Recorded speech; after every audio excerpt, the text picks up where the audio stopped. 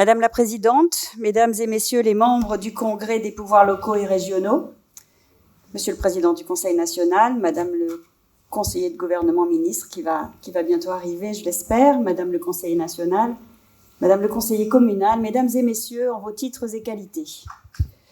Je suis très heureuse d'ouvrir cet événement parallèle organisé en marge de la réunion du bureau du Congrès qui s'est tenue hier.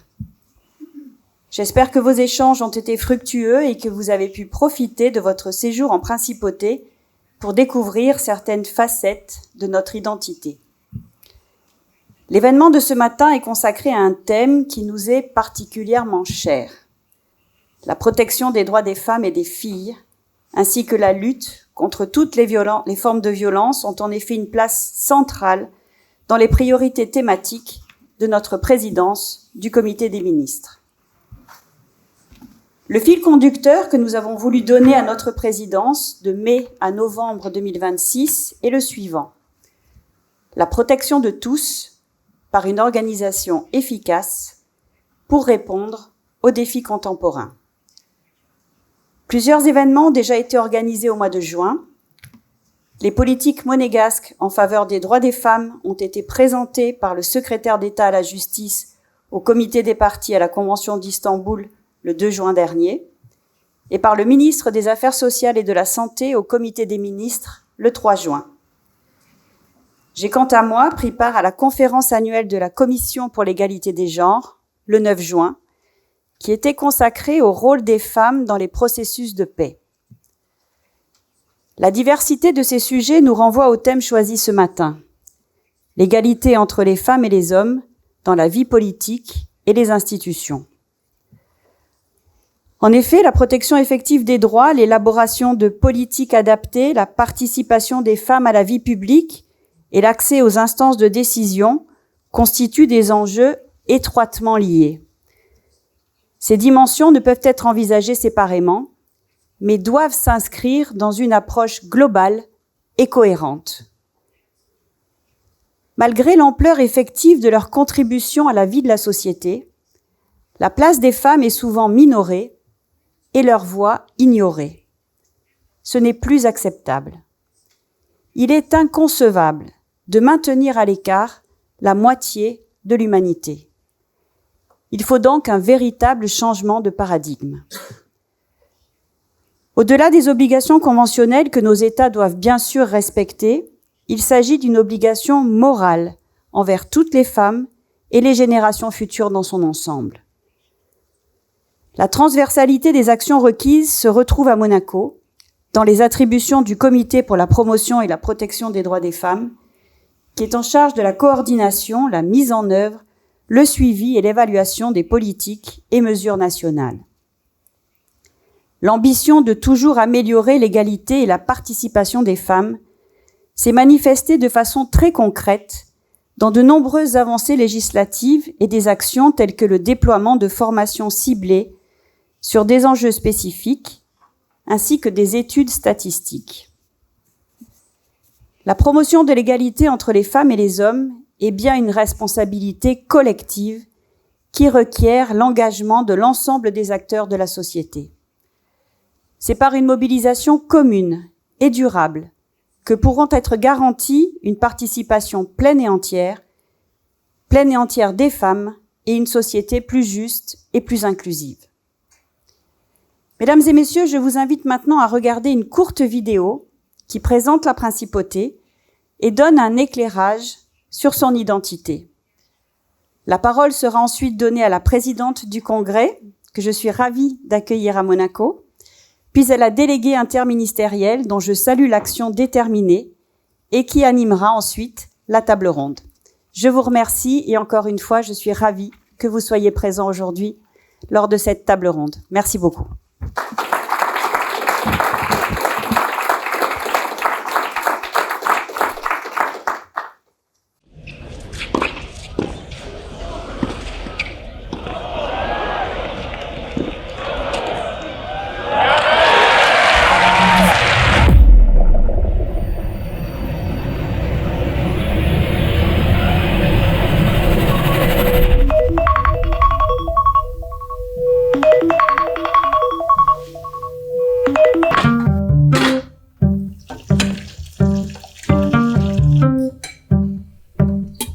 Je grandis ici.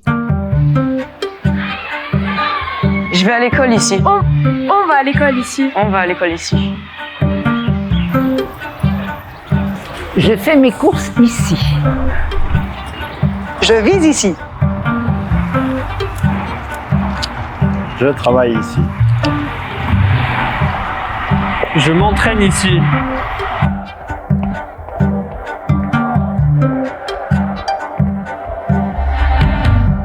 Ici, on est tous égaux. Ici, l'État investit. Ici, on pense à l'avenir. Et nous aussi. Tout ce que nous construisons ici, nous le partageons en Europe. Ce que nous défendons ici, nous le défendons aussi en Europe.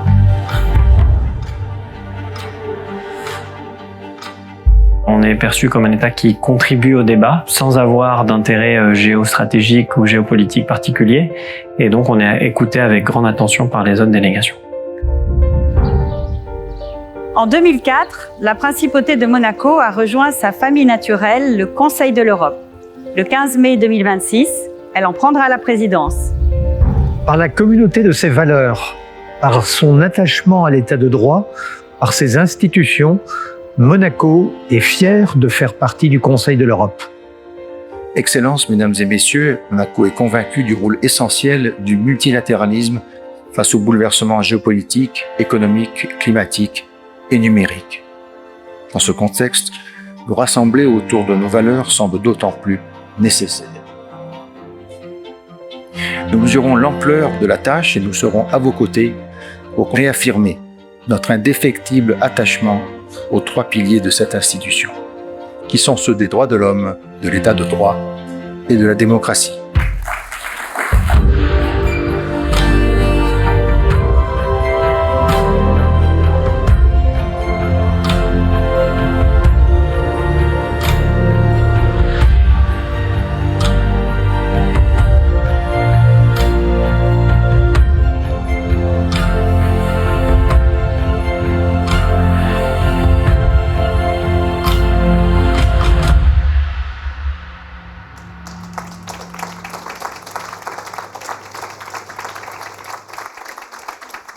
Madam Ministers, High Commissioner, National Councillor, Deputy Mayor, and the Congress Bureau members. On behalf of the Congress, I would like to thank you, the national and local authorities of Monaco, most sincerely for your warm words of welcome, for your generous invitation to host our 72nd Bureau meeting here in your magnificent country and city, and also for the organization of today's side event of gender equality in public life and institutions. Yesterday morning's exchange of views with the Minister of the Interior and the Mayor of Monaco to open our Bureau meeting was rich and deeply interesting, and showed clearly, in case any of us needed convincing, that no matter how large or small a state or a city may be, we are confronted with similar issues and challenges throughout our continent. And we have the same responsibilities towards our citizens to protect their rights, the rule of law, and democracy. When it comes to gender equality, as we discussed in the Bureau yesterday, in the Congress we are in a very interesting and even paradoxical situation at present. We have the highest proportion of women members that we have ever had, over 45%, and we have perfect gender parity, 50% in our positions of responsibilities. This is very welcome, because we know that public policy is better when it reflects the lived realities of both women and men. Yet at the same time, the situation is fragile, because the legal provisions on gender equality in the Congress are weak. Moreover, we know that women's representation in local and regional authorities in Europe is well below parity today, and indeed below the 45% that we now see in the Congress. This makes the Congress vulnerable to backsliding when it comes to gender equality in our composition. Today's side event is therefore very timely for us. We are truly honored to be able to exchange views on gender equality in public life and institutions with such a distinguished panel from Monaco. And we very much look forward to discussing with you the situation in your country and to learning from each other on how we can promote more gender equal institutions and better policy outcomes for women in local and regional public life. Madam Minister, distinguished panelists, once again, thank you so much for your warm welcome to your magnificent country and this beautiful city, and we are very much looking forward to the discussions to come. Thank you so much.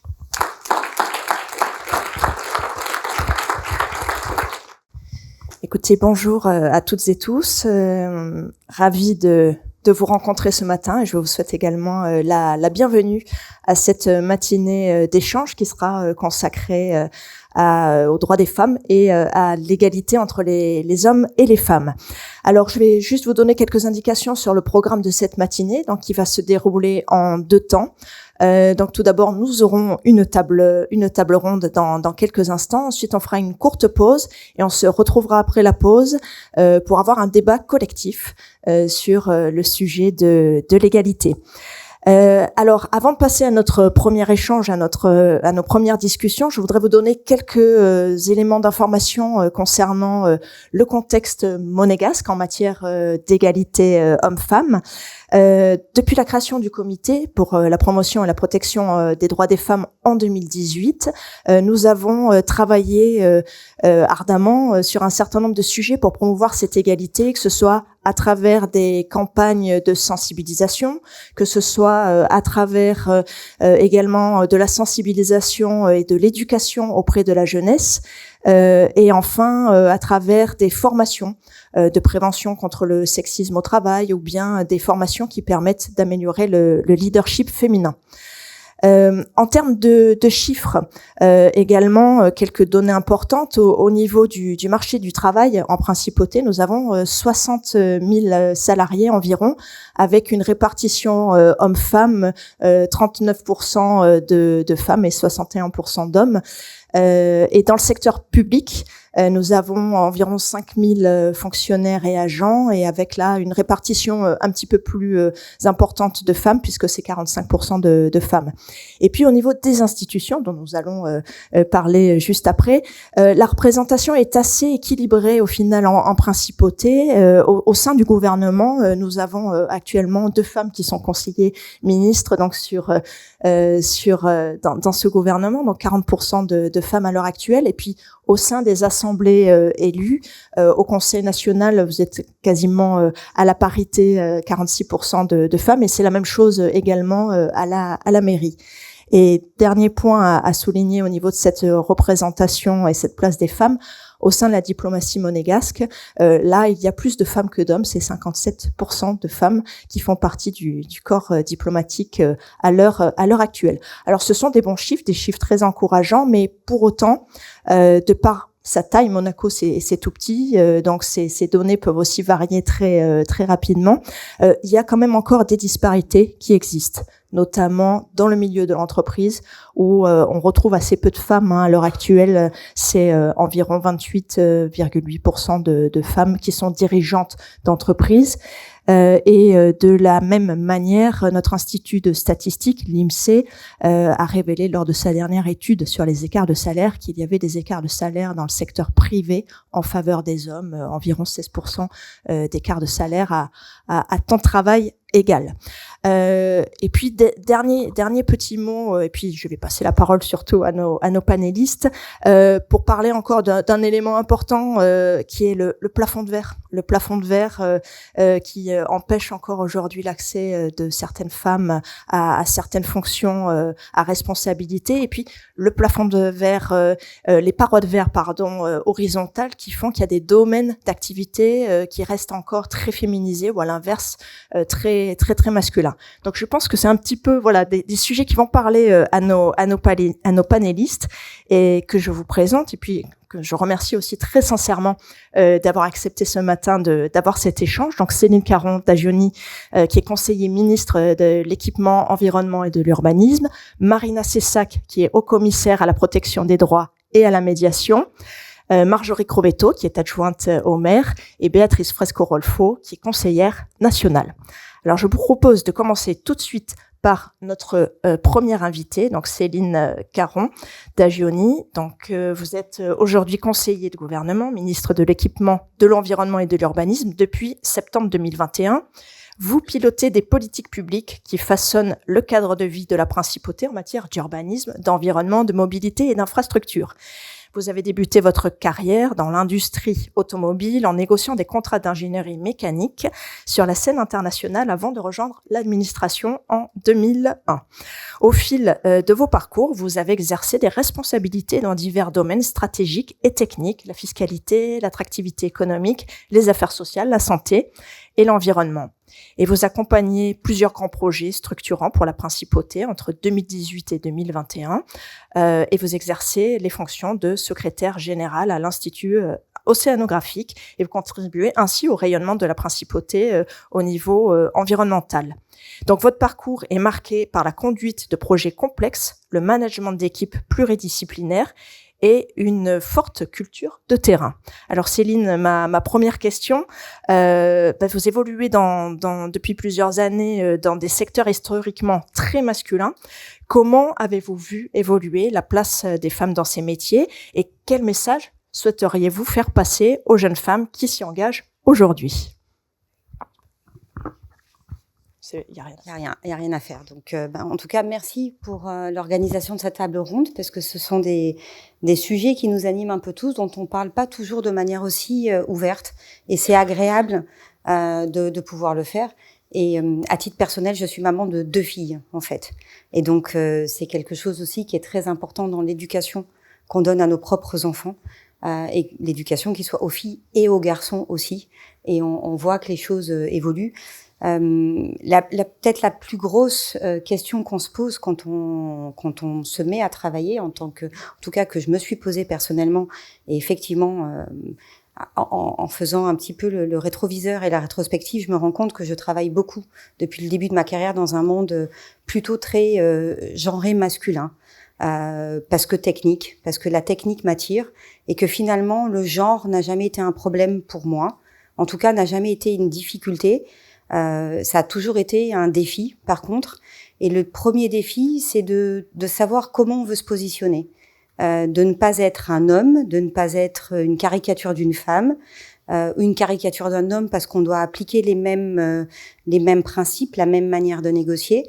Et au fil de ces expériences dans les différents secteurs, qu'ils soient de la finance à l'ingénierie et aujourd'hui aussi à l'urbanisme, la construction, c'est de se dire que finalement on est très complémentaires les hommes et les femmes.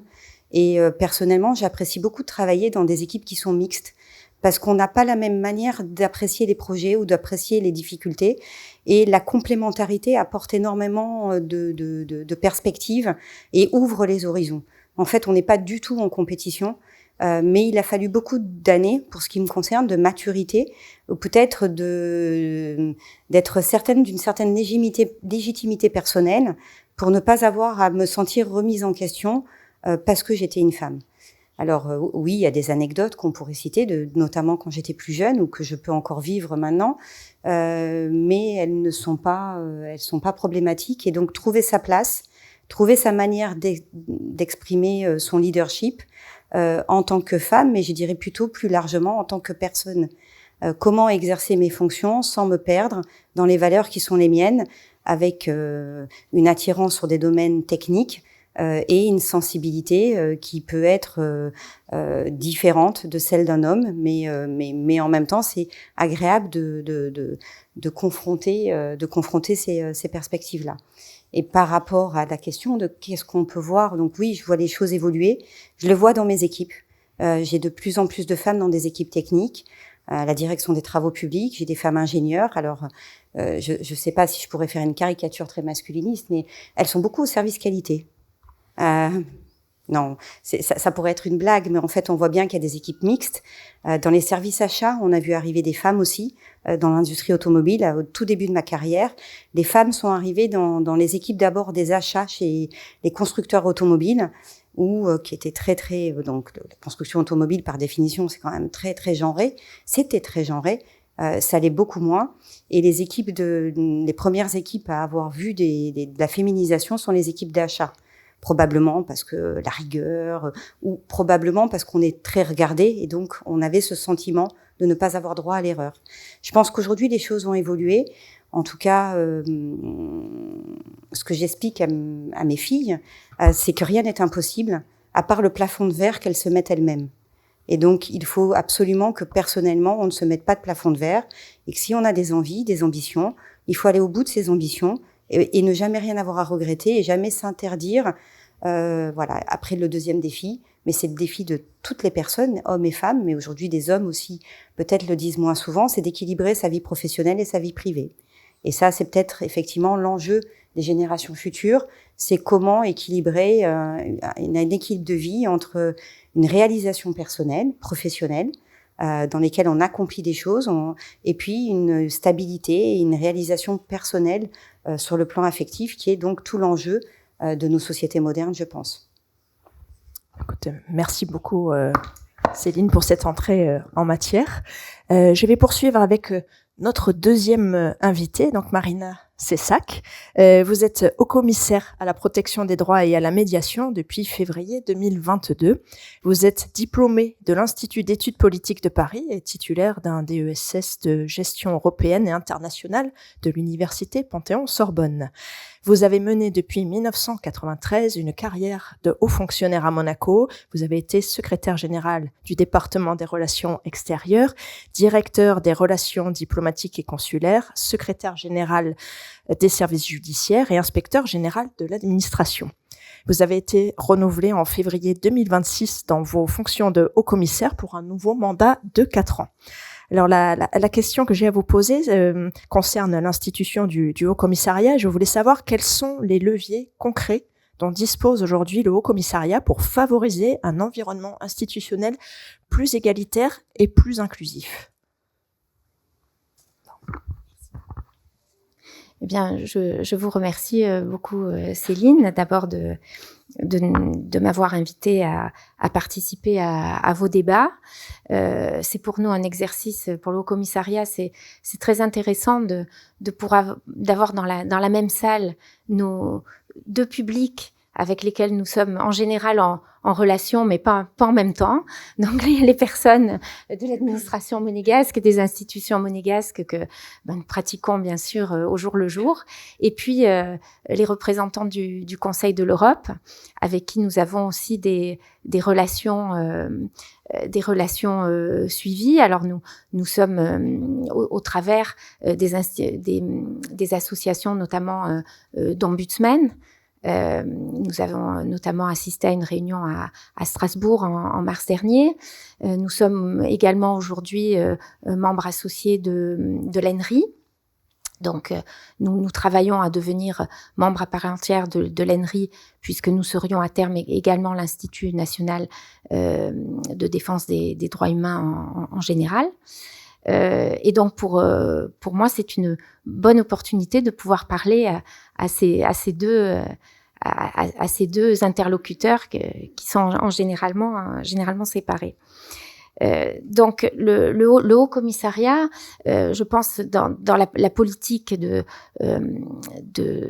promotion de l'égalité des droits des hommes et des femmes, trouve le plein exercice de ces compétences et a trouvé aussi à s'inscrire en complément avec l'action du gouvernement qui a démarré il y a quelques années une politique très volontariste, dont Céline est la cheville ouvrière, on va dire, depuis maintenant plusieurs années, je sais pas exactement combien, mais 8 ans, voilà.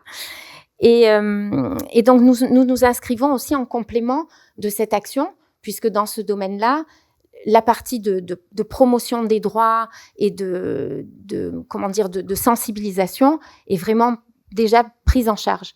Mais nous avons d'autres compétences que nous pouvons aussi exercer et qui sont, je pense, également un levier pour, faire rentrer la volonté politique dans la réalité quotidienne des requérants, et puis aussi pour être aussi un autre aiguillon envers les institutions en matière législative, mais aussi en matière d'exécution du droit européen, de la jurisprudence européenne, et s'il était nécessaire, des arrêts de la Cour. En fait, j'ai identifié quatre leviers principaux. Alors, le premier levier, c'est bien sûr notre réponse aux requêtes individuelles, puisque toutes les femmes qui se sentiraient discriminées à Monaco ou qui trouveraient que l'administration a à leur égard une politique qui ne respecte pas les règles d'égalité qui sont prévues par la loi et les règlements, peuvent s'adresser individuellement à nous. Alors, pour vous résumer très généralement les domaines où ça peut survenir, nous sommes fréquemment saisis en matière d'accès au droit, et notamment il nous est arrivé assez souvent d'être saisis par des femmes qui avaient du mal à accéder à un avocat pour faire valoir leurs droits, donc on les a orientées et on les informe sur la façon d'obtenir l'assistance judiciaire à Monaco. Si elles ont des difficultés, on peut les aider et servir de médiateur avec les institutions judiciaires compétentes avec qui on a un très bon contact et qui sont toujours très disponibles pour nous. Nous intervenons également. Nous avons une attention particulière pour les femmes qui sont en situation de vulnérabilité. Il nous est arrivé souvent d'avoir des requérantes qui étaient âgées, qui étaient étrangères ou d'origine étrangère, et également nous nous occupons de femmes qui se trouvent en détention, puisque nous avons compétence pour intervenir en détention. Les détenus sont habilités à nous contacter directement par voie téléphonique avant même de nous écrire. Et donc, il nous arrive fréquemment d'intervenir auprès de femmes détenues qui ont particulièrement besoin de notre aide. Et là aussi, on a une écoute et un contact tout à fait facilité avec la direction de la maison d'arrêt de Monaco et, si nécessaire, avec la direction des services judiciaires et les services concernés. Donc, on peut agir vraiment très, très concrètement et très efficacement à leur bénéfice. Ça, c'était le traitement de nos requêtes individuelles. Nous intervenons également dans les travaux législatifs, puisque le Haut Commissariat est très régulièrement consulté par le Conseil national sur des projets de loi. Et pour nous, c'est vraiment une manière très concrète. Alors même si c'est à un niveau moins opérationnel, on va dire, puisque c'est au niveau de la norme, mais pour nous, c'est une manière très concrète de rappeler à la fois les exigences d'égalité qui figurent dans le droit monégasque, mais aussi qui sont exigées par la jurisprudence de la CEDH. Et donc, dans ces travaux législatifs, il nous arrive fréquemment, pour vous parler d'un des thèmes que nous évoquons les plus fréquemment, c'est celui de la condition de la différence de traitement pour obtenir la condition de chef de foyer à Monaco, puisque l'égalité a été atteinte dans le secteur public. Ça, c'est une belle avancée dont bénéficient les femmes qui travaillent dans le secteur public, mais ça n'est pas encore le cas dans le secteur privé. Et donc, nous le rappelons très régulièrement lorsque nous donnons nos avis sur les projets de loi. Et la dernière fois que nous l'avons fait, je crois, c'était sur le projet de loi qui concernait la garde alternée des enfants, où le fait de garder ou pas l'enfant pouvait avoir une incidence. Et on est de nouveau, en analysant le texte, retombé sur la différence de qualité de chef de foyer homme-femme. Donc ça, on le fait régulièrement, on lâche pas l'affaire. Et je pense qu'on finira par y arriver un jour. Alors dans les projets de loi, nous sommes aussi nous avons été fréquemment appelés à faire des remarques sur des différences de traitement entre les couples mariés et les couples non mariés, entre les couples au bénéfice des couples de même sexe. Et alors nous réjouissons qu'il ait été adopté récemment une loi en faveur des personnes handicapées, sur laquelle nous avions fait aussi beaucoup de remarques et qui ont permis cette loi va permettre de prendre en compte de meilleure manière les personnes qui sont aidantes auprès des personnes handicapées, et nous savons que beaucoup de ces personnes sont des femmes. Donc c'est une avancée très très positive que nous saluons et à laquelle nous avons pu apporter notre contribution. Ensuite, nous, toujours très souvent en lien avec Céline, nous essayons de participer aux actions de promotion. Et là, elle nous aide beaucoup puisque elle a des moyens, elle a beaucoup de créativité et nous en profitons pleinement. De notre côté, nous essayons d'être plus présents désormais sur les réseaux sociaux depuis cette année et notamment pour toucher un public plus jeune. Et puis, nous nous associons à des manifestations aussi qu'organisent des associations comme Chicanican. Nous participons traditionnellement à la journée Girl Boss, où nous nous retrouvons toutes. Et enfin, donc je l'ai déjà un peu dit, mais nous sommes aussi un petit peu les promoteurs de la diffusion de la jurisprudence de la Cour européenne des droits de l'homme, que nous citons régulièrement dans nos recommandations, dans nos avis législatifs, lors de nombreux événements. Et également, ça nous l'avons appris en participant, enfin nous le savions, mais nous avons été confortés dans ces connaissances. Nous savons que nous sommes un interlocuteur privilégié de la Cour européenne des droits de l'homme en ce qui concerne la possibilité d'intervenir lors de cas qui concerneraient Monaco, où nous pouvons donner un avis, communiquer un avis à la Cour, si besoin était. Et également, nous savons que nous pourrions intervenir s'il y avait des arrêts au niveau de l'exécution des arrêts, et nous pourrions communiquer des informations au comité des ministres si besoin était dans l'exécution d'arrêts de la Cour. Donc à ce jour, nous n'avons jamais eu à le faire, mais c'est une prérogative qui existe et qui nous a été rappelée lors de la réunion des ombudsman et des INDH que nous avons eu en mars dernier à Strasbourg, où nous avons été très très chaleureusement accueillis par le Conseil de l'Europe et plus particulièrement par la Cour européenne des droits de l'homme, où il y a eu des interventions de certains juges nationaux, mais aussi du greffe de la Cour, et nous savons que si besoin était, nous pouvons avoir toute l'information et toute l'assistance de la Cour nécessaire. Voilà. Merci beaucoup Marina pour ce panorama très complet des actions du Haut Commissariat, qui est une entité très très importante en principauté. Autre institution historique, la plus ancienne de la principauté, la mairie de Monaco. Donc notre troisième invitée aujourd'hui est Marjorie Crovetto. Donc Marjorie, vous êtes adjointe au maire en charge du cadre de vie, de l'environnement et du développement durable. Vous êtes diplômée en droit privé et titulaire d'un DESS de droit public, police, sécurité et droits fondamentaux de la personne. Vous avez débuté votre carrière dans l'administration monégasque, d'abord au département de l'Intérieur, puis à la direction de l'éducation nationale, de la jeunesse et des sports. Vous avez ensuite choisi de vous tourner vers le secteur privé en intégrant l'étude notariale familiale, où vous avez exercé le métier de clerc durant 3 ans. En 2010, vous avez créé votre entreprise et vous avez ouvert votre agence immobilière dont vous êtes aujourd'hui co-gérante. Côté politique, votre carrière au conseil communal commence en 2007 d'abord comme conseillère communale, puis à partir de 2011 en qualité d'adjointe au maire. Au cours de vos 5 mandats, vous avez été déléguée à la police municipale, au contrôle municipal des dépenses, au domaine communal ainsi qu'à la communication.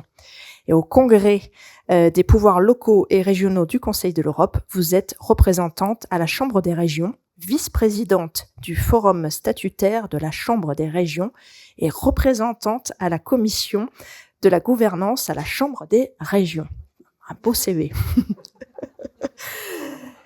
Donc, la mairie de Monaco est une institution de proximité. Alors, je voudrais savoir comment la mairie promeut-elle l'égalité et l'engagement citoyen des femmes. Merci beaucoup Céline pour cette belle présentation de mon profil et aussi pour cette invitation à participer à cette table ronde. Je te remercie infiniment. Donc je suis ravie de m'exprimer devant mes collègues du Congrès et également devant les personnalités de la principauté. Donc c'est un honneur pour moi. Merci beaucoup. Donc par rapport à l'institution de la mairie qui est effectivement une institution de proximité et par rapport à la réponse à la question comment promeut-elle l'égalité et l'engagement citoyen des femmes, déjà, ce que je voudrais dire, c'est que l'égalité, c'est vraiment une question d'éducation, de respect et d'évolution des mentalités. Donc, l'égalité, c'est la capacité pour le conseil communal à être paritaire, c'est-à-dire à avoir autant de conseillers communaux que de conseillères communales. Donc, c'est le cas aujourd'hui, puisque je reprends un peu ce que tu disais tout à l'heure. Effectivement, il y a 7 conseillères et 7 conseillers plus le maire. C'est également la possibilité d'être, quand on est une femme, d'être mère. Ce fut d'ailleurs le cas d'une grande dame qui a beaucoup marqué la mairie et la principauté de Monaco, qui est Madame Anne-Marie Campora. Aujourd'hui aussi, Monsieur Marsan, que vous avez rencontré ou que vous connaissez, a décidé de s'entourer de femmes, puisque la première adjointe est une femme, c'est Camille Svara. Je suis, moi, la deuxième adjointe, et il y a également ma collègue Chloé Boscagli, qui est également une femme. Et le maire nous a confié quand même des responsabilités d'importance. Donc, je souhaitais le souligner. On a aussi à la mairie un secrétaire général qui est une femme, enfin donc une secrétaire générale, et on compte aussi une secrétaire générale adjointe qui est une femme. De même, il y a beaucoup de services qui ont à leur tête des femmes. Par exemple, sur 19 services à la mairie, il y a 12 services qui ont des chefs de service femmes. Et je pourrais citer, je pense l'exemple le plus marquant, c'est notre capitaine-chef de la police municipale, donc Christelle De Santi, qui est une femme. Donc je tenais à le souligner. Donc c'est assez important. En fait, je pense que vraiment on promeut l'égalité par la reconnaissance de la compétence, le respect de la compétence comme critère essentiel. Donc jusqu'à Monaco, il y a beaucoup de femmes qui s'investissent dans la vie associative, dans la vie locale, dans la vie culturelle et dans la vie publique, bien sûr. Voilà, je pense qu'elles contribuent largement, on l'a vu aussi avec les chiffres, à la dynamique de Monaco. Donc c'est important. Alors je pense peut-être pas que l'engagement citoyen il y ait vraiment une question d'inégalité dans l'engagement citoyen, même si je sais qu'aujourd'hui, il y a encore beaucoup de femmes qui assurent la majeure partie des tâches au sein de la famille, donc ce qui rend d'ailleurs leur engagement, je pense, encore plus exigeant. Mais par contre, ça ne les empêche pas justement de s'engager avec volonté, avec conviction et aussi avec efficacité. Donc, et si je peux revenir sur la mairie, je dirais que c'est une institution... en tout cas, les Monégasques et les résidents sont particulièrement attachés à cette institution, parce qu'on l'a vu, c'est l'institution la plus ancienne de la principauté, et c'est une institution qui est vraiment proche des citoyens et qui vraiment a à cœur qui se préoccupe vraiment justement des préoccupations du quotidien. Donc c'est une institution qui naturellement suscite une volonté de s'engager. Et par exemple, à l'approche des périodes électorales, il y a beaucoup de femmes qui viennent nous trouver justement et qui souhaitent s'engager à nos côtés, même des jeunes femmes. Donc je pense que c'est aussi bon signe. Voilà, donc je pense que vraiment l'engagement citoyen, c'est, on va dire, une valeur qui est vraiment partagée entre les hommes et les femmes. Merci beaucoup Marjorie. On va passer à notre 4e invitée, Béatrice Fresco-Rolfo. Vous êtes conseillère nationale depuis 2013, actuellement présidente de la Commission des droits de la femme, de la famille et de l'égalité. Vous êtes chef de la délégation monégasque à l'Assemblée parlementaire du Conseil de l'Europe, présidente de la Commission égalité et non-discrimination de la PCE depuis janvier 2026. Vous avez fait des études de droit et d'attaché de presse, vous avez été entrepreneur et vous êtes gérante de société. Vous êtes engagée dans la vie publique et très impliquée dans la vie associative monégasque. Vous êtes la première femme à Monaco à se présenter aux élections nationales en tant que tête de liste et vous avez été réélue au scrutin de 2018. Votre parcours politique est caractérisé par votre combat contre toutes les formes de discrimination, de lutte contre les violences faites aux femmes et votre engagement en faveur de l'égalité femmes-hommes. Vous êtes particulièrement investie sur la prise en charge du handicap et des personnes en situation de handicap. Alors Béatrice, en tant que présidente de la Commission des droits de la femme, de la famille et de l'égalité, quel regard portez-vous sur l'évolution de la place des femmes dans la vie politique monégasque ces dernières années ? Merci Céline. Je suis très heureuse d'être là. Alors c'est vrai que c'est une vision qui date de 2013. Hein. Il y a ma première élection en 2013. D'ailleurs, Caroline Rouguignon-Vernin est là aussi. On a été élus ensemble et on voit que la place, quand même, les choses ont un peu évolué. D'ailleurs, on n'était pas autant de femmes en 2013. Là, on est presque à parité. On l'a dit, mais c'est surtout ce que je remarque maintenant, c'est la parole des femmes en réunion. Il y a des études qui montrent bien que en réunion mixte, les hommes prennent entre 65 et 75% de la parole, du temps de parole dans ces réunions mixtes. Mais on voit quand même une évolution où ils ont fait pas mal d'études là-dessus. Hein. Il y a quand même une évolution où maintenant la parole de la femme compte un peu plus. Et c'est vrai que quand on est arrivé en 2013, c'est un peu plus difficile. Un homme dit quelque chose, il n'a pas besoin d'argumenter. Une femme dit quelque chose, elle a intérêt à avoir tout le process qui va avec. Et ça commence un peu à évoluer, mais il y a toujours une manière de dire les choses. Alors nous, les femmes, pardon, hein, messieurs, je sais qu'il y a des messieurs qui sont très bien pensants ici, mais nous devons faire attention à la manière dont on dit les choses. Il ne faut pas qu'on passe pour des hystériques. Il faut dire les choses avec douceur et en même temps être assez ferme, mais pas trop ferme, parce que si on est trop ferme, on passe encore pour des femmes, des choses dont on ne veut pas. Donc c'est un peu difficile, mais en fait on jongle un peu avec tout ça. Je dirais avec l'humour, on jongle, on fait très attention, on danse un petit peu de ce côté, on danse un petit peu de l'autre. Mais petit à petit, les choses évoluent, on arrive à être un peu plus écouté, à être écouté dès la première phrase. Et je trouve que ça a été essentiel. Je regarde un petit peu parce que je voudrais pas louper quelque chose. Oui, alors la place de la femme, c'est vrai que maintenant on voit quand même, on a eu que maintenant la place de la femme compte. On a eu une première présidente en Islande. On voit qu'en Islande ils ont extrêmement évolué.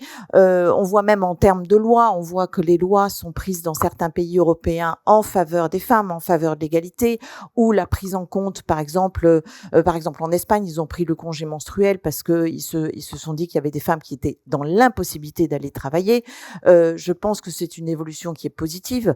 À voir si on peut le faire, pas le faire. Ça dépend des trucs. Mais je trouve qu'il y a une évolution même dans le cadre de lois où j'ai vu des choses qui étaient différentes, où il y avait une meilleure prise en compte un peu de la place des femmes. Et ça, c'est vrai qu'on travaille beaucoup avec le Haut-Commissariat et Madame le Haut-Commissaire. Donc ça, je voulais vous dire ça sur la parole. Donc voilà, je sais pas s'il y a plus à dire. Peut-être à la PCE, c'est vrai que dans l'évolution depuis 2013 où je suis arrivée à l'Assemblée parlementaire du Conseil de l'Europe, d'abord je tiens à dire que 2026, je ne suis pas la même personne qui est arrivée en 2013 à la PCE. Il y a une évolution même. Je remercierai jamais assez cette Assemblée parlementaire, la discussion avec mes collègues des autres pays où on a un guide de bonne pratique, on a aussi des discussions qui sont beaucoup plus loin, beaucoup plus vastes et ça, je dois avouer que c'est extrêmement enrichissant et je suis sûre qu'au Congrès des pouvoirs locaux, vous recevez la même chose, le même enrichissement de parler avec d'autres personnes. Et je trouve que même depuis 2013, même à l'Assemblée parlementaire du Conseil de l'Europe, on voit bien une différence. On voit bien même qu'il y a une parité dans les membres de l'Assemblée. Donc, on arrive presque à une parité. Je sais qu'on va un petit peu baisser. Il y a des délégations qui doivent être paritaires, des délégations, il y a un peu plus de femmes. On va peut-être baisser parce qu'il y a des nouveaux changements dans le règlement intérieur, etc. Mais je vois même une évolution là-bas sur les textes, sur la place des rapports. Avant, les rapports qui concernaient les femmes étaient généralement tout le temps le vendredi matin et jeudi soir. Je peux vous dire qu'il y avait personne en salle. Maintenant, on voit bien qu'il y a une volonté de ramener ces rapports qui touchent aux droits des femmes, qui touchent aux droits des personnes LGBTI, qui touchent aux droits des enfants, un peu plus en amont et qui prennent plus de place. Et ça, c'est une évolution positive que j'ai pu remarquer et je suis très heureuse. Voilà. Effectivement, les choses évoluent. Merci pour ce témoignage. Merci à toutes. C'est très intéressant ce dont vous nous avez parlé. Moi, j'ai une petite question complémentaire, et puis après, s'il nous reste encore quelques minutes, on passera un échange avec la salle, que je vous pose à toutes les quatre. Je voulais savoir à quel défi vous aviez été confrontés. Alors là, je regarde un peu dans le rétroviseur, mais à quel défi vous aviez été confrontés dans votre carrière professionnelle, politique, voilà, en tant que femme, bien évidemment. Voilà. Une de vous commencez, puis on parle pour tout le monde. Hein. Ah, peut-être pas. Justement, la voix des femmes compte, donc chacune a voix au chapitre. Moi, je pense que le principal défi, c'est peut-être de se donner le moyen de ne renoncer à rien. C'est-à-dire pourquoi faire des choix quand, en tout cas au détriment d'autres. Donc moi personnellement, et je pense que c'est le cas pour nous tous, pour nous toutes, j'ai choisi de ne renoncer à rien. C'est-à-dire que j'ai choisi d'avoir des enfants, effectivement, j'ai choisi d'avoir une carrière professionnelle, une vie professionnelle intense, et également une vie publique avec mon engagement auprès des Monégasques et auprès de la mairie de Monaco. Alors peut-être que le vrai défi, c'est aussi de trouver l'énergie de concilier tout ça, parce que c'est vrai que ça fait des journées bien chargées, et peut-être aussi de trouver encore un peu de temps pour prendre soin de soi, voir des amis aussi, parce que je pense que ça fait partie de la vie. Bon, le sport, moi j'avoue, j'ai abandonné depuis longtemps, hein, rien que l'idée d'y penser, donc voilà. Donc je pense que c'est un peu ça les défis, et puis je sais pas si vous voulez... Tu veux rajouter quelque chose ? Alors, rajouter, je sais pas, mais je pense que sur la mairie et sur le Conseil national, je peux dire la même chose. Et c'est pas que je souhaite l'être, hein, mais nous ne sommes pas des professionnels de cela. Donc ça veut dire qu'on jongle avec le reste. Et donc je vais dire la même chose. Moi j'avais déjà mes enfants, 10 et 16 ans, deux âges complètement différents, deux besoins complètement différents. Et là, je dois avouer que le partenaire est important dans ces cas-là. Parce que quand on est occupé en réunion le soir, parce que ces textes-là, tous les textes qu'on va voter au Conseil national, mais que ce soit pour mes collègues masculins ou féminins, sauf que pour l'instant, et on y est encore, la charge mentale, c'est toujours la femme. Voilà. C'est elle qui doit pas oublier que de préparer le sac de gym pour le lendemain matin. Oui, je sais. Il y en a qui s'en occupent, mais il y en a, voilà, je vois qu'ils râlent, ils trépignent. Mais disons, Monsieur le Président, disons que dans 85% des cas, donc vous exclus, ça va retomber sur Madame qui ne doit pas oublier quoi que ce soit. Non, ce que je veux dire, c'est que donc moi elles avaient des besoins différents, il faut être là. Heureusement que mon mari a été exceptionnel parce que il a pris les trucs en charge. Hein. Il a pas pour la charge mentale, ça non, mais au moins d'aller chercher et de faire le taxi parce que c'est plus compliqué. Donc je pense que ça c'est un peu le défi, et de pouvoir avoir du temps aussi de qualité à donner à nos enfants, parce que c'est ça. Alors il faut qu'on se dise bon, on n'a qu'une heure, mais pendant une heure on est là. On n'est pas en train de penser à la réunion de demain. Pendant une heure, si on n'a qu'une heure, on donne de son temps. Donc il faut ménager le travail, ménager la fonction publique qui est importante. Moi, en revanche, je suis beaucoup dans l'associatif, donc je suis très impliquée dans l'association, donc je ménage aussi l'association. Donner du temps au pauvre partenaire qui, lui, se retrouve relégué, mais en queue de peloton, parce que finalement, quand on a un peu de temps, on le donne aux enfants. Donc je pense que c'était Ah oui, plus les déplacements. Oui, bon, nous, en revanche, j'ai beaucoup de déplacements qui ont eu lieu. Alors, c'est Strasbourg. J'essaye d'éviter tout ce qui est exotique, mais Strasbourg, c'est 4 semaines par an. Mais j'y vais avec plaisir. Hein. Je ne vais pas dire que je n'y vais pas avec plaisir. J'y vais avec plaisir parce que finalement, j'ai laissé les problèmes et puis je dis, de toute façon, je suis injoignable. Voilà. Débrouillez-vous. Je ne suis pas irremplaçable et ça, ce sont, c'est pas des vacances, mais quasi. D'autres interventions, je sais pas, Céline, Marina. Oui, non, moi je suis tout à fait d'accord avec ce qui a été dit. C'est vrai que souvent les barrières qu'on se met, enfin moi je me suis jamais sentie, amoindrie parce que dans le cours de ma carrière, j'ai jamais senti que le fait d'être une femme au strict plan professionnel posait problème. Ça, j'ai pas eu ce sentiment. En revanche, c'est vrai qu'on a ce sentiment vis-à-vis de notre famille, vis-à-vis de nos enfants.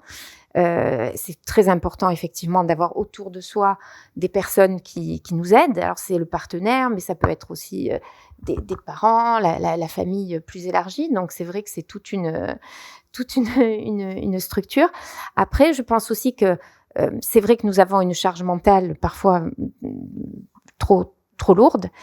Mais après, cette capacité de gérer les problèmes à plusieurs niveaux en même temps et de passer sans transition d'une question d'une tendance très prosaïque à un problème beaucoup plus abstrait. Et je pense que c'est aussi une gymnastique que les femmes pratiquent depuis longtemps et je pense que ça leur donne aussi dans la manière d'aborder les questions qu'elles traitent une approche qui est précieuse et donc effectivement le fait de développer ces difficultés particulières auxquelles que nous affrontons peuvent aussi devenir un enrichissement pour nos activités professionnelles.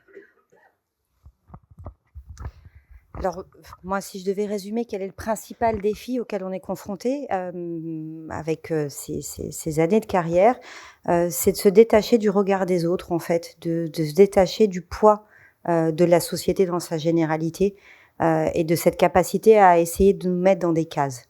Et ça, c'est ce qu'il y a le plus difficile. Alors, une remarque d'une de mes filles, c'est de me dire, c'est incroyable, tu as des dossiers super techniques et quand tu as une soirée de gala, c'est un problème majeur pour savoir comment tu mets et quelle robe tu vas mettre. Et c'est là où je me rends compte que le regard compte énormément et je me dis, mais c'est vrai, mais pourquoi ? Parce qu'en fait, je vais réfléchir, alors il va y avoir telle personne, machin, il faut pas que je sois ci, à peu près, comme tu le disais, pas parler trop ci, pas parler trop ça, pas être trop sexy, être tout à fait normal. Et en même temps, on se dit, mais en même temps, on s'en fiche, on est, comme on a envie d'être. Et peut-être, c'est s'autoriser soi-même, et je dirais a fortiori quand on a des fonctions publiques plus ou moins exposées, pour ce qui me concerne assez exposées, dans des domaines effectivement de compétences plutôt très masculins, de réfléchir à comment je vais m'habiller. Et évidemment, je me suis déjà retrouvée en jupe pour des réunions de chantier, parce que j'avais oublié que j'avais une réunion de chantier. Et ben c'est pas grave, on met la jupe et on met les chaussures de chantier, et puis c'est pas très grave, on gère. Mais voilà, c'est de se donner cette liberté-là, en fait. Et puis l'humour est une capacité, l'autodérision et l'humour. Tu nous avais demandé de donner une anecdote de quelque chose qu'on avait pu vivre et que je pense qu'on ne vivrait plus aujourd'hui, parce que la société a quand même évolué, même si elle évolue peut-être pas toujours assez vite. Au tout début de ma carrière, donc dans le milieu de l'automobile, évidemment, je suis rentrée comme assistante parce que j'étais une femme dans un milieu très genré. J'étais pas ingénieure, j'étais donc commerciale, économiste, financière. Donc j'ai fait ma place et j'ai obtenu ma légitimité. Mais au tout départ, mes collègues me demandaient systématiquement de faire le café pour la salle de réunion. Et c'était pénible. J'avais fait 6 ans d'études quand même. J'étais bilingue en anglais dans un environnement où pas beaucoup de monde parlait anglais. Je me disais, mais c'est quoi ce délire à vouloir me demander de faire le café? On essaye d'expliquer 1 fois, 2 fois, 3 fois. Et puis bon, t'es pas sympa. Pourquoi tu veux pas le faire? Donc un jour, j'ai dit, ok, je vais le faire. Et j'ai fait un café qui était tellement dégueulasse. Vraiment. J'ai mis du marc au fond. Ils ont eu du marc collé sur les dents. Qu'en fait, mes collègues sont ressortis de la réunion en disant, c'est bon, on a compris. C'est radical. Voilà. Et je dis, pourquoi vous avez pas aimé? Mais oui, mais en même temps, à un moment, l'humour et l'absurde finit par l'emporter, parce que je dis, en fait, il faut argumenter, mais pourquoi devrais-je argumenter? Après tout, j'ai le droit d'aussi très mal faire le café. Alors, il nous reste 5 petites minutes. Donc, s'il y a des questions dans la salle, on va prendre peut-être une question ou 2 questions. Et puis ensuite, on fera une courte pause pour faire la deuxième partie de la matinée. Alors, je vois des mains qui se sont levées. 1, 2, 3. Peut-être Vivek. On va te donner le micro. Ah, et puis, bien sûr, Monsieur le Président du Conseil national, Monsieur Brézot. Qui commence? Je commence? Voilà, vous avez le micro. Bravo à toutes en tout cas, et je voulais dire la position qui est la mienne. Vous occupez de toutes les fonctions importantes et votre place n'est pas usurpée. Pour travailler avec vous régulièrement sur le texte de loi, sur Céline, n'en parlons pas, avec Mme Marjorie ou Céline et alors Béatrice aussi, avec cette spécificité qu'on était dans Béatrice se trouvait en minorité et pourtant on a bien travaillé pendant 5 ans sur la première mandature et on continue à travailler dans ce sens aujourd'hui. Il n'y a pas que vous, hein, il y a Isabelle aussi, je vais pas refaire tout le CV d'Isabelle, mais il y en a d'autres derrière, Caroline, il y a Benoît et vous êtes voilà à des places qui sont occupées par des femmes et des places qui sont particulièrement importantes et vous faites un travail qui est particulièrement bien et bon.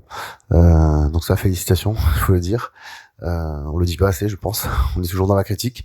Mais qui est pas dû en fonction de votre sexe, ça c'est certain, peut-être en fonction de notre rôle. Par contre, vous êtes 5 femmes aujourd'hui. Je suis de ceux qui pensent que les hommes et les femmes ne sont pas forcément égaux, mais qu'on doit aller tendre vers l'égalité. Béatrice le sait. Voilà, aujourd'hui, moi ce qui m'embête, c'est que vous êtes 5 femmes pour parler de l'égalité homme-femme.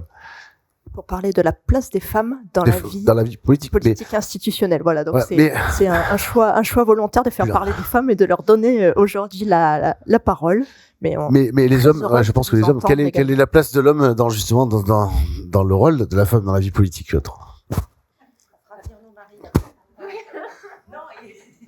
il y a vraiment une question. Comment voyez-vous le rôle des hommes dans la place des femmes dans la vie politique institutionnelle? Alors, cette décision, quand on est un couple, personnellement, ma nomination est une décision qu'on a prise. Et le rôle des hommes, il est, et je crois que Béatrice l'a dit, non pas que dans la logistique, il est en soutien, c'est un travail d'équipe. Le rôle des hommes... Je parlais des hommes en général. Mais des hommes en général, c'est la complémentarité. Je crois que je l'ai dit au tout début de mon intervention, on n'est pas en opposition, on est en totale complémentarité. On a besoin, à un moment donné, on est différents. Clairement différent. Donc pourquoi chercher à faire de la compétition alors que la différence peut enrichir des deux côtés. Et je crois que c'est la même chose dans un couple, c'est la même chose au travail, et qu'à partir du moment où on considère que la différence est une opportunité pour les équipes, et moi je le vois dans mes équipes, pourtant techniques, hommes et femmes, chacun apporte des choses différentes, et au final l'osmose se passe très bien. Et c'est en ça où l'éducation est très importante. Et aujourd'hui, dans les jeunes hommes, je suis maman de jeunes filles, donc je discute maintenant, mon aîné à 23 ans, les garçons n'abordent plus la position de l'homme de la même manière. D'ailleurs, il y a des revendications qui sont très fortes sur la position de leur place de père à venir, qu'on ne pouvait peut-être pas voir il y a une vingtaine d'années. Moi, je m'en félicite. Et on voit bien que la société, elle évolue plutôt positivement. Et je pense pas qu'il doit y avoir... voilà, moi, personnellement, les quotas me gênent toujours un peu. Les quotas me gênent, même si je suis une femme, et ça a peut-être été la nécessité pour faire évoluer les mentalités, mais à un moment donné, c'est la compétence qui doit prédominer. Voilà. Mais par contre, il y a des périodes de vie où on a besoin d'accompagner ça pour une femme ou un homme, parce qu'il faut pouvoir aller chercher ses enfants à la crèche, il faut pouvoir, des deux manières d'ailleurs, et on le voit de plus en plus avec une part importante des hommes à cet âge-là, ou à revendiquer de vouloir avoir un équilibre professionnel, là où avant on leur disait vous êtes des brutes, vous rentrez à minuit parce que vous êtes un homme, quoi. Ou un homme qui doit pas pleurer aussi. Pourquoi après tout, les émotions, c'est les émotions. J'ai répondu à ta question ? Surtout, tu as parlé des quotas, qui est un des sujets qu'on va aborder après la pause. Alors, je fais le mauvais rôle. Nous allons du coup mettre un terme à cette table ronde, faire 5 minutes de pause, et puis après, on va se retrouver pour le débat collectif et on va parler des quotas. Et vous aurez encore l'opportunité de vous exprimer. Merci beaucoup à toutes mesdames pour vos témoignages. C'était très intéressant et passionnant. Mais à tout de suite.